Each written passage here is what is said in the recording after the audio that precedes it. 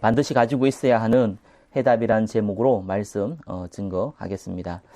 예수님께서 십자가에 죽으실 때 하신 말씀이 다 이루었다라는 말씀입니다. 그 말은 저와 여러분들이 구원을 이제 받는다는 얘기도 되지만 이 땅에서 우리가 살아갈 동안 하나님께서 모든 것을 책임지신다는 의미를 가지고 있습니다. 조금도 염려하지 말라는 의미를 가지고 있습니다. 신학자 중에 칼바르트라는 사람이 성경에 하나님 말씀도 있다고 얘기를 했습니다. 그 말은 성경에 하나님 말씀 아닌 것도 있다는 얘기죠. 이것을 신학교에서 사실상 가르칩니다. 제가 알기로는 거의 목사 50%는 이 말에 다 공감을 하고 있습니다. 그러면은 당장 모세오경은 신화라고 보고 있거든요. 그때 당시 어떻게 글이 있었냐 이렇게 따지고 들어갑니다. 근데 그때 당시 글이 있습니다. 글이 있었던 것도 역사적으로 다 증거되어졌고요. 모세오경을 안 믿으니까 모세오경 중에 핵심이 창세기인데 창세기도 안 믿는다는 얘기거든요. 창세기의 핵심이 뭡니까? 창세기 3장의 얘기예요. 아담과 하와의 범죄거든요. 이걸 신화로 봐버리는데 그때부터는 사실상 예수 믿으면 구원받는다는 말이 어불성설이 되는 겁니다. 안 믿는 거죠. 또 안 믿으면서 그것도 예수 믿으라고 얘기합니다. 이렇게 참 모호한 것이 실제로 우리 모습입니다. 기독교의 모습이기도 하죠. 그렇기 때문에 우리가 복음을 정확하게 안다는 것은 굉장히 중요한 부분입니다. 창세기 중에서 창세기 3장의 내용은 그것이 않습니까? 바로 선악과 사건이거든요. 아담과 하와가 선악과 사건을 범했을 때는 그걸 보고 우리는 원죄라고 하는데 하나님 먹지 말라는 것이 아니라 이걸 먹으면 반드시 죽는다고 했어요. 단순히 먹지 말라는 개념이 아니라 이것이 하나님과 아담과의 첫 번째 약속인 거죠. 그것을 범했을 때는 인간은 하나님 떠나면 살 수 없기 때문에 하나님 떠나서 살 수 없는 그 일을 막기 위해서 선악과를 만드셨고 또 아담과 하와가 그걸 알고 있는 상황에서 선악과 범죄를 행했습니다. 그때 사단이 유혹을 하죠. 네가 이것을 먹는 날에는 네 눈이 밝아서 하나님처럼 된다. 그것이 사단의 유혹입니다. 결국은 선악과 범죄를 행하게 되고요. 그로 말미암아 모든 인간은 죄를 범하였음에 원죄가 들어오게 된 겁니다. 그렇기 때문에 하나님과 상관없는 인생을 살아가는 거죠. 그걸 보고 불신앙이라고 합니다. 그래서 구약의 얘기는 창세기부터 해서 이 말라기까지 얘기는 바로 이것을 해결하실 분이 오시는데 그분이 메시아라는 얘기입니다. 그 얘기가 구약의 얘기예요. 그 메시아가 예언대로 왔는데 그분이 바로 예수 그리스도라는 말입니다. 그래서 신약은 구약의 내용을 완성한 얘기인 거죠. 그래서 예수 그리스도를 믿을 때 구원받고 하나님의 자녀가 되는 겁니다. 그뿐만 아니라 예수 믿고 죽어 천국 간다 그 말이 아니라 그것뿐만 아니라 이 땅에서 살아갈 때에 어마어마한 축복이 기다리고 있는데 그것이 하나님이 우리와 함께 한다는 임마누엘의 축복이요. 또한 주의 성령께서 우리를 인도한다는 성령 인도의 축복이요. 기도 응답 중에 가장 큰 기도 응답. 오직 성령이 너희에게 임하시면 성령의 충만함을 받고 또한 하나님 앞에 증인되는 그 축복을 주셨다는 겁니다. 그래서 모든 문제와 사건에 하나님의 계획이 달려있는데 하나님 머리카락 하나까지도 세신바 되어서 우리를 철저하게 보호하고 계시고요. 눈에 보이지 않는 이 흑암의 권세를 싸워서 이길 수 있는 권능도 우리에게 허락하셨습니다. 그래서 우리가 이 땅에 살아갈 때 성경이 많은 믿음의 위인처럼 응답받고 살아갈 수 있도록 성경은 나와 있거든요. 그래서 예수님이 십자가에 죽으실 때 하신 말씀이 다 이루었다라고 하신 겁니다. 그것이 오늘 1번 갈보리산 언약입니다. 갈보리산에서 예수님 십자가에서 죽으셨죠. 그 얘기를 누가복음에서 누가가 적고 나서 사도행전의 1장 1절에 누가가 데오빌로에게 글을 쓰면서 무릇 먼저 쓴 글에는 누가복음을 얘기하죠. 예수의 행하시며 가르치기를 시작하신 부터 이 얘기를 한 겁니다. 쉽게 말해 갈보리산의 언약을 얘기한 것이죠. 십자가에 죽으시고 부활해서 우리의 모든 죄 문제와 사단의 권세를 끝냈을 뿐만 아니라 십자가에서 다 이루었기 때문에 이제는 영원한 축복이 우리에게 기다리고 있다는 것을 얘기한 겁니다. 그것이 첫 번째 갈보리산 언약입니다. 이 갈보리산 언약을 저와 여러분들이 그냥 받아들이는 것이 아니라 예수 믿고 구원받는다 이 정도로 받아들이는 것이 아니라 분명하게 세 가지를 딱 가지고 있어야 됩니다. 그게 뭐냐 하면은 버릴 것이에요. 갈보리산 언약 중에서 제일 중요한 거는요, 하나님 주신 약속인데, 먼저 우리가 그 약속을 붙잡기 전에 그 약속을 못 붙잡게 만드는 것이 이 불신앙이거든요. 이 불신앙이 뭡니까? 당장 내한테 문제가 생기니까 내가 살아온 패턴이 있고 내가 살아온 생각이 있단 말이에요. 그죠? 내 뜻대로 안 되는 거예요. 내 뜻대로 되게 하기 위해서 움직이는 그 모든 것 보고 사실은 불신앙이라고 합니다. 하나님 뜻이 있는데 그게 내 뜻과 다를 수 있잖아요. 근데 내 뜻이 안 이루어진다고 움직이는 거죠. 그걸 보고 불신앙이라고 합니다. 언제 이런 불신앙이 벌어집니까? 문제가 벌어질 때마다, 사건이 벌어질 때마다 이 불신앙이 벌어지는 겁니다.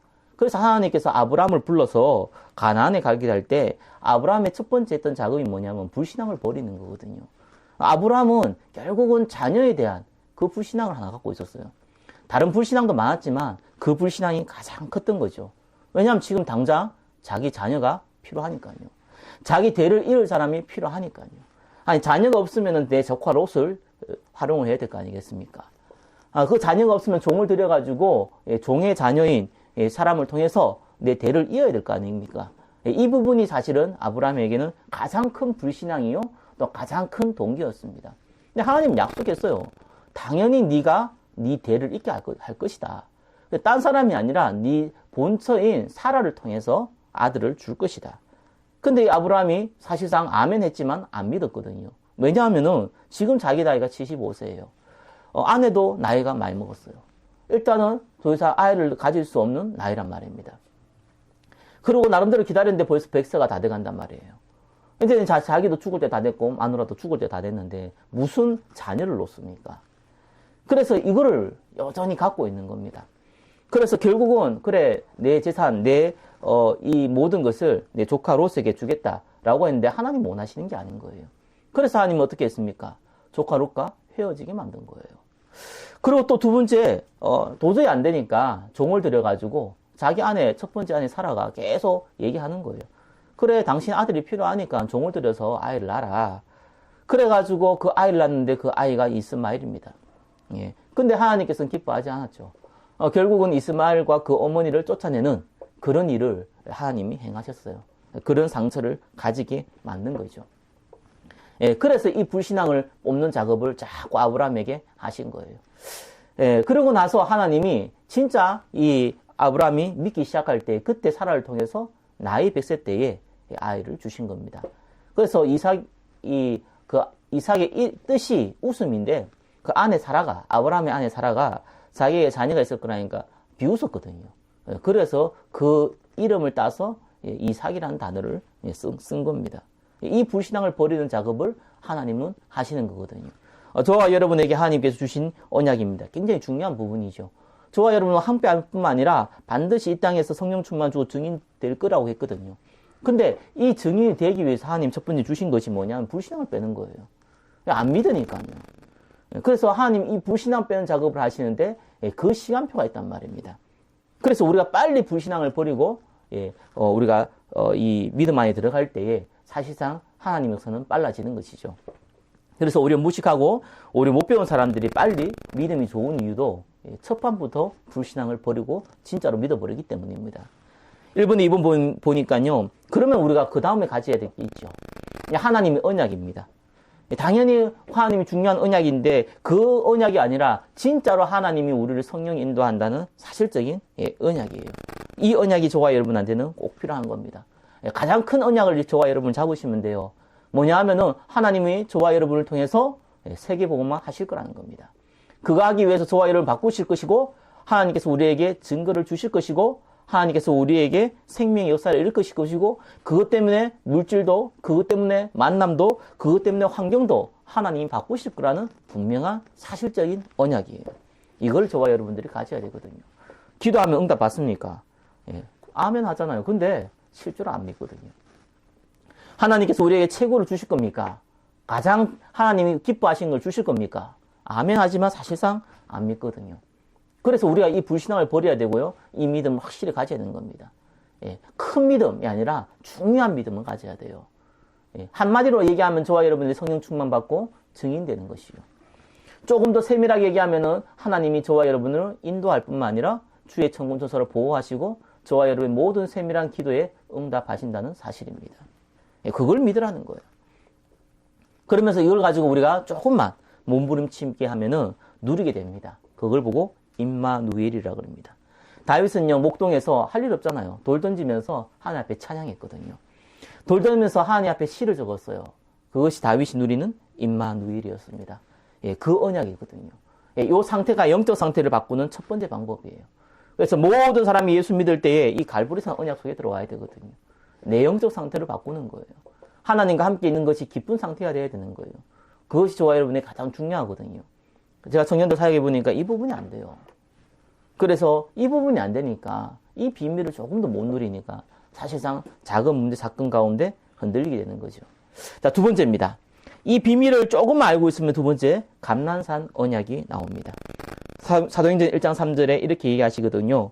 예, 하나님 나라의 일을 40일 동안 말씀하셨어요.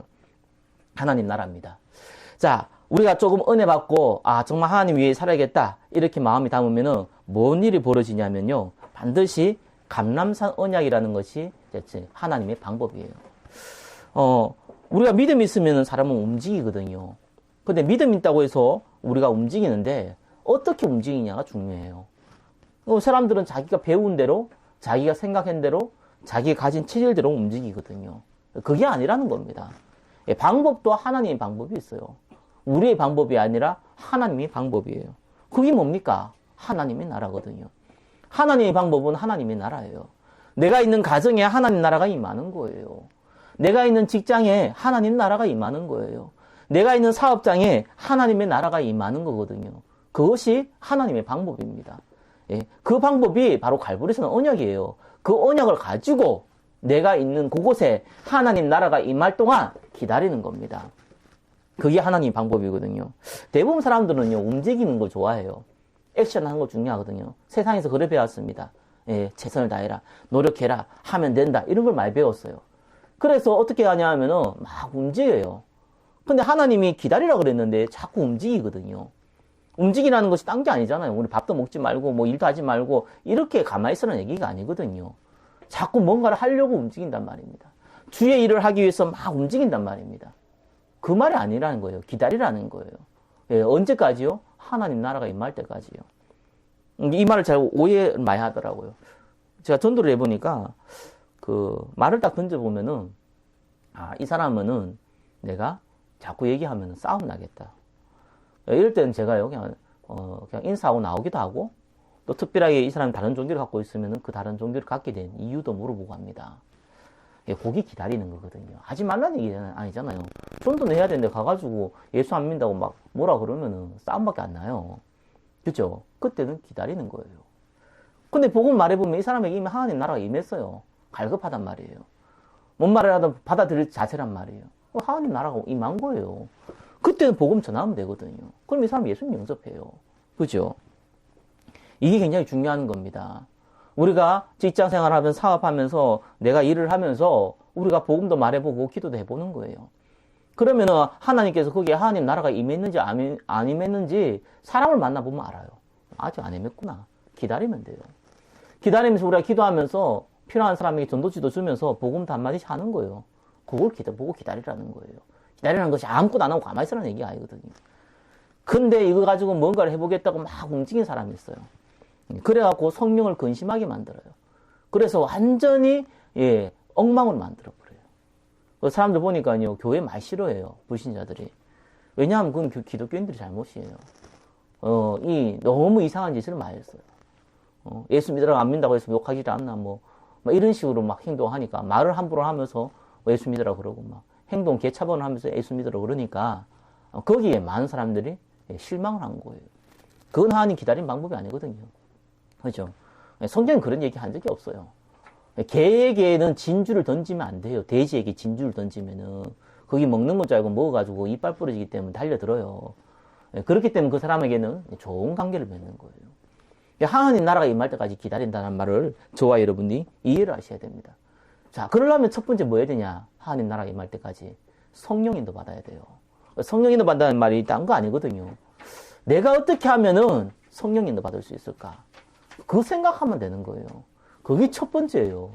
내가 어떻게 하면은 하나님 인도 받을 수 있을까? 요 고민하고 요 생각하는 것이 저와 여러분들이 첫 번째 성령 인도 받는 방법입니다. 바울과 바나바는 선교사로 갈 거를 이미 알고 있었어요. 사도행전 13장에 보니까 이미 알고 있었지만 기도했어요. 성령 인도 받기 위해서. 그때 하나님 바울과 바나바를 따로 세워서 선교사를 파송을 하거든요. 우리가 잘 알아야 됩니다. 예, 우리가 하나님 뜻이 맞더라도 기도해야 돼요. 맞을지 않을지 모를 때도 기도해야 돼요. 근데 정확하게 우리가 인도 받느냐 안 받냐 하나님은 하세요. 우리는 성령 인도 받냐 안 받냐를 왼쪽으로 가야 되냐 오른쪽으로 가야 되냐 이렇게 얘기하는 게 아니거든요. 우리가 기도하기 시작할 때 하나님이 환경을 통해서 만남을 통해서 인도하게 돼 있어요. 아니 그런데 그런 것도 아닌데 어떻게 우리가 인도 받을 수 있습니까? 우리가 어떻게 압니까? 우리가 기도해보고 조금씩 움직이고 우리가 이 하나님의 인도가 어딘지 고민하기 시작하면은 그때부터 하나님 인도하게 돼 있어요. 대부분 사람들은 그 생각 없거든요. 이래야 된다, 저래야 된다. 자기 생각이 있는데 성령 인도 받을 생각이 없어요. 그리고 사실상 성령 인도가 안 되는 거예요. 예, 그 다음에 이제 성령 인도 받기 시작하면서 우리가 거기에 하나님 나라가 임할 때까지 자꾸 기다려야 되거든요. 가끔씩은 거기서 기도도 하고, 전도지도 돌리고, 또 복음도 얘기해보고, 또 만난 사람들의 여러 가지 얘기도 들어보고, 또 상담도 해보고, 이러면서요, 하나님 나라가 임할 때까지 기다리는 거예요. 결국은 하나님이 사람 마음 문을 열어야지만 주의 복음이 들어가거든요.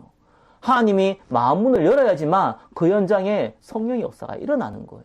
그때까지 기다리는 거예요. 그게 감난산 언약이에요. 예수님께서 뭐라고 그랬냐면 하나님 나라를 기다리라고 그랬어요. 세 번째 뭡니까? 2번에 3번. 그래서 우리가 섣부르게 움직이면은 성령을 근심하게 되고요. 그렇다고 해서 또 아무것도 안 해요. 하나님 아시겠지. 성령을 소멸하게 됩니다. 요즘은 보니까 성령을 근심한 사람이 많은 게 아니고 근심케 하는 사람이 많은 게 아니고 성령을 소멸하는 사람들이 더 많아요. 무슨 말을 하면 뭐 하나님 알아서 하겠지 뭐. 기다리는 거예요. 그건 기다리는 게 아니죠. 포기한 거죠. 그거는 기다리는 게 아니죠. 성경은 찾으라 두드리라 그랬잖아요. 찾는 것도 없고 두드리는 것도 없고 관심도 없는 거예요. 나는 아무런 관심이 없어요. 그걸 보고 성령 소멸이라고 그래요. 우리는 성령 근심과 성령 근심도 아니고 성령 소멸도 아니고 그 사이에 있어야 됩니다. 우리는 성령 인도 받아야 되거든요. 하나님보다 앞서지도 아니하고 뒤서지도 아니하고. 그래서 유명한 책이 있지 않습니까? 예수님이라면 어떻게 하실까? 요 작은 질문 하나에 사실은 우리의 인생이 바뀌게 되는 것입니다. 마지막입니다. 마가다락방의 언약이에요. 사도행전 1장 8절이죠. 오직 성령이 너희에게 임하시면 너희가 권능을 받고 예루살렘과 온 유대와 사마리아 땅까지 이르러 내 증인이 되리라 하시니라. 저도 이 시간표가 필요해요. 이미 답이 났잖아요. 예수님이 십자가에 죽으시고 부활할 때 다 이루었다고 그랬거든요. 그래서 우리의 과거와 현재와 미래의 모든 문제를 끝냈고 완벽하게 보장되었단 말이에요. 문제는 하나님 나라가 임해야 되는 거거든요. 그래서 우리는 기다리는 거예요. 그런데 뭐 하면서 기다리느냐가 중요하잖아요. 여기에 답이 났잖아요. 그래서 그 개인이 해야 될 것이 있는데 그게 뭐냐 하면은 마가다락방의 언약이에요. 그래서 초대교회의 120명의 성도는 마가다락방에서 모여서 기도하기 시작했어요. 그 부분이 중요한 겁니다. 기도하라는 얘기입니까? 기도를 하든지 말씀을 듣든지 집중하라는 얘기예요. 3분의 1번 뭡니까? 집중하라는 거예요. 내가 하나님의 언약에 집중하라는 거예요. 정말 하나님 나에게 성령 주셔서 성령 충만 주셔서 나를 증인 삼으실 겁니까? 정말 그렇다면 하나님 나 권능 주십시오. 여러분 능력이 필요합니다. 제한테 제일 가장 없는 게요 능력이더라고요. 인간이 어쩔 수 없는 것이요 무능이에요. 무능은 어쩔 수 없어요. 무능한데 어떡하겠습니까? 능력이 없는데 어떡합니까? 돈이 근력이라고 하는데 뭐 틀린 말은 아니에요. 돈 없으면 능력 없어요. 그렇죠? 아니 사람이 능력이라고 하는데 사람이 맞는 말이잖아요. 사람이 있어야 능력이 있어요. 근데 그 능력을 누가 주시냐는 거예요. 그게 중요한 겁니다. 우리가 누구의 능력을 받냐가 중요한 겁니다. 우리 영경영제 왔는데 영경영제 그 분야는 사실상 예수라는 분야는 악령의 능력을 받고 하는 사람들이 거의 99.9%예요. 그럴 수밖에 없어요. 예수라는 사람들은 더더욱 그럴 수밖에 없어요. 뭔가의 창조의 이 생각이 필요하거든요. 그 생각은요, 뭔가 영적인 스피릿이라고 불신자도 얘기를 하고 있잖아요. 그거는 하나님의 능력을 받는 것이든지 악령의 능력을 받는 것이 둘 중에 하나지. 개인의 능력은 사실상 무능하단 말이에요. IQ 150도 안 되는 그 머리 가지고는 무능하단 말입니다. 그래서 뭔가 모르게 뭔가가 나와야 되는데 그 영적 스피릿을 누구한테 받냐는 겁니다. 그게 악령이냐 성령이냐거든요. 그 성경은 뭐라고 합니까? 오직 성령이 너희에게 임하시면. 집중하라는 거예요. 그때 무슨 응답이 옵니까? 바로 유일성의 응답이 오고 재창조의 응답이 와요. 요셉은 이걸 알고 있었어요. 요셉이 처음에 노예로 팔려갔잖아요. 감옥으로 갔단 말이에요. 말이 17년 동안 노예로 감옥에 있었단 말입니다. 그 시간 동안 요셉이 어떻게 견뎠겠습니까? 참았겠습니까? 참아서는 정신 질환와요. 그죠? 예, 그것을 설쳤으면은 이미 죽었어요. 요셉은 그것도 아니란 말입니다. 갈보리산 언약을 갖고 있었어요. 예, 이미 자기를 해와 달과 별을 절할 분명한 언약을 주신 하나님 택한 백성이라는 것을 요셉은 알고 있었어요. 그렇죠. 근데 하나님 때가 있어야 된다는 걸 알고 있었어요. 거기에서 하나님과 함께 있는 비밀을 누리면서 기다렸어요. 보디발의 집에 갔을 때는 보디발의 그 밭도 축복했어요. 감옥에 가서는 감옥 간수가 열쇠를 맡길 만큼 축복했어요.